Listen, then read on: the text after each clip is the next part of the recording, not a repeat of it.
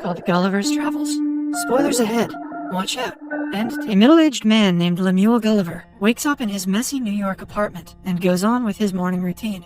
He talks to his superhero toys on a shelf and dances in the shower, showing us his goofy side. Gulliver works in the mailroom of a New York newspaper company. That day, he meets a new employee named Dan and befriends him.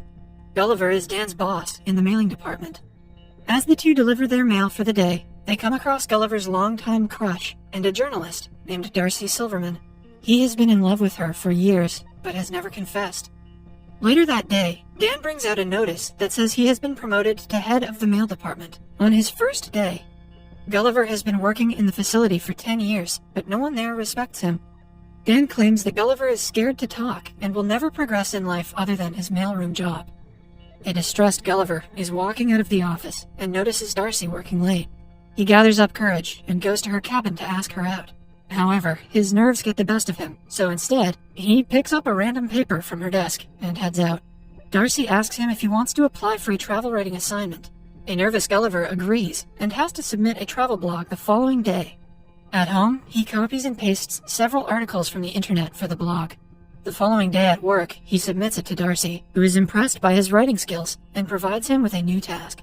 She wants him to travel to the Bermuda Triangle and write an article about the legends of ships mysteriously disappearing there. To impress her, Gulliver agrees. Darcy arranges a contact and a boat for him. Gulliver flies to Bermuda the very next day, where he is picked up by a man. He takes Gulliver to a rented boat and shows him how to use it. The journey is pretty simple, as the boat is automated. Gulliver finally sails for the Bermuda Triangle alone in the boat. For the first few hours, he enjoys himself by reading How to Build a Robot magazines and drinking several cans of Coke. He soon falls asleep. Sometime later, he wakes up to a massive wave in front of him. A sea storm hits, and he quickly puts a life jacket on. The boat shakes vigorously in the water. Gulliver turns around to see an enormous sea tornado coming his way. Gulliver, with his boat, is sucked on top of the tornado, then right into its eye. The screen goes black. When Gulliver opens his eyes, he cannot move his body. He looks down and is surprised when he sees some tiny men standing on top of his chest. Their leader introduces himself as the Commander Edward Edwardian of the Lilliput. The camera zooms out, showing us a crowd of tiny people standing around Gulliver. He is pinned to the ground with tiny ropes and wood. Commander Edward calls Gulliver a beast. A confused Gulliver yells in fear and breaks free from the ropes easily. Thinking that this is a dream, he tries closing his eyes. Edward orders his soldiers to bring the beast down. The soldiers attach their hooks to Gulliver's pants and make him fall unconscious. When he wakes up, Gulliver finds himself tied to a cart and being pulled into the kingdom of Lilliput. The tiny civilians come out of their houses to get a look at the beast. He is pulled into the royal palace and presented to the king of Lilliput, King Theodore. The king's daughter, Princess Mary, pities Gulliver and asks Edward if the restraints are necessary. Edward claims that Gulliver is a spy from their enemy kingdom, Blefuscia. Gulliver finally speaks and asks the king where he is. King Theodore's secretary, Jinx, tells him that he is in Lilliput, the greatest nation in the world. Gulliver thinks this is a prank and asks the non-existent cameraman to show himself. In the following scene, we see Gulliver imprisoned inside a cave. He meets a fellow prisoner named Horatio, who was sentenced to life by Edward for trying to court Princess Mary. The two are approached by Edward again, who listens to them referring to him as lame-ass. When an angry Edward threatens to imprison them for life, Gulliver claims lame-ass means someone who is brave. Happy with the answer, Edward takes both the prisoners to a field to plow it, with the help of Gulliver's strength. He restrains Gulliver with a machine. Just then, 2 rings of a bell are heard from the palace, indicating that Blefuscia has attacked. They are trying to kidnap Princess Mary and have started a fire at the palace. Edward quickly runs to the palace and orders everyone not to save the princess, as he wants to be the one to save her. But Horatio asks Gulliver to do it, because Edward can't reach her on time. Gulliver easily takes the Blefuscian soldiers down and saves the princess, but the king and his secretary are stuck in the fire. Gulliver, in a hurry, urinates on the building. Everyone claps for him when he stops the fire and saves King Theodore. The king removes him and Horatio from imprisonment and thanks Gulliver for his bravery. He also invites everyone for a feast at night to celebrate the occasion. Edward is furious to see someone else being praised for their bravery. At the feast, the king asks Gulliver where he is from, and he answers he is from Manhattan. The people assume that Gulliver was the president of Manhattan, as he is the bravest one there. Gulliver feels like a hero for the first time in his life.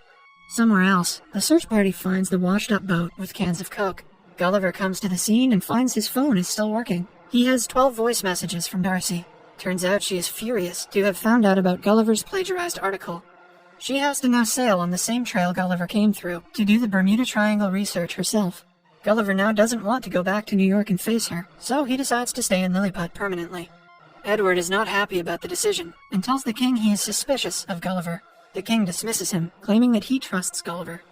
Because of his stay, the king gives Gulliver the title of the new general and demotes Edward to vice-general. A jealous Edward turns Lilliput's defense system off, making it easier for their enemies Blefuscia to attack. Blefuscian soldiers and their king see this and plan to attack Lilliput immediately. They approach the kingdom through waters and launch cannonballs towards Lilliput.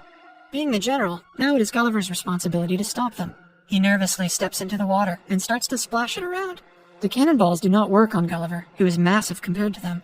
Eventually, he defeats the Blefuscians and becomes the savior of Lilliput. The people from Lilliput fulfill all of Gulliver's wishes. They even build a model of Times Square so he would feel at home. They change their clothing to match that of Gulliver's. Soldiers are appointed to cut his hair and give him massages. One night, Edward barges into the princess's chamber. He claims that it is his right to come in any time because he courts the princess. The princess finally reveals that she doesn't love him and doesn't want him to court her anymore. An angered Edward leaves for Blefuscia to ask for help from their king. Edward's men have found the Build Your Robot book Gulliver had on the boat. The Blefuscian king agrees to help him build a robot using the book to battle Gulliver. Some days later, Gulliver is at the model Times Square. When the bells of the palace ring, suggesting an invasion, Gulliver gets ready to battle tiny people, but is surprised when a huge robot being operated by Edward stands in front of him. Edward challenges him for a duel. Gulliver has no way out but to accept. He tries to push the robot, but it is way stronger than him. It picks Gulliver up with his pants and makes him accept defeat. Gulliver also confesses that everything he said about him being the president is a lie. The king and the princess are surprised to have been betrayed by him. Edward sends Gulliver to a forbidden place called the Island Where We Dare Not Go as a punishment. When Gulliver is left there, he is picked up by a giant little girl. Turns out the island is the home of giants. The girl thinks Gulliver is a toy and keeps him in her Barbie house, dressing him in girly pink clothes. Meanwhile, back in Lilliput, Darcy's body washes up on the shore. Gulliver has told everyone that Darcy is his princess back home, so Edward recognizes her and imprisons her. She meets King Theodore and his queen in the prison, who have been captured after Gulliver's defeat. Horatio sees this and decides to travel to the Island Where We Dare Not Go to get Gulliver back. He is minuscule on the island and manages to reach Gulliver safely. The little girl's dollhouse also has a skeleton of a dead U.S. Air Force pilot. Gulliver uses the parachute to escape and fly back to Lilliput. He first goes to meet Darcy in the prison and confesses that he has a crush on her. She forgives him for plagiarizing the article and seems to be opening up to him. Gulliver has decided to challenge Edward for a duel. He doesn't want to prove his bravery anymore, but genuinely wants to help Lilliput. The following day, the two stand before each other, ready to battle. Gulliver wants Edward to give the kingdom back to King Theodore if he wins, but if he loses, Edward will destroy the kingdom altogether. The two fight, and Edward overpowers him within seconds. Horatio runs to help him and manages to get inside the robot. He defeats Edward from inside, eventually depowering the robot. After that, Gulliver easily manages to defeat it, and the crowd erupts in cheers. Even Darcy celebrates the win. Because of Horatio's bravery, he is provided permission to court Princess Mary. The two finally kiss. But just then, Edward, who has reached the point of insanity, takes the princess hostage. But the princess, finally having enough of Edward, beats the traitor up in frustration. Darcy then kisses Gulliver for the first time. The Blefuscian king and Theodore are about to initiate the war again, but Gulliver stops them. He successfully helps to make peace between the rival island nations by reciting Edwin Starr's War, and finally he, along with Darcy, return to New York City on their repaired ship. Cut to a few weeks later, Gulliver has left the mailroom job and is a travel writer now. He and Darcy are in a happy relationship. Gulliver has just completed a travel assignment, and the movie ends as the two walk out of Darcy's office while holding hands.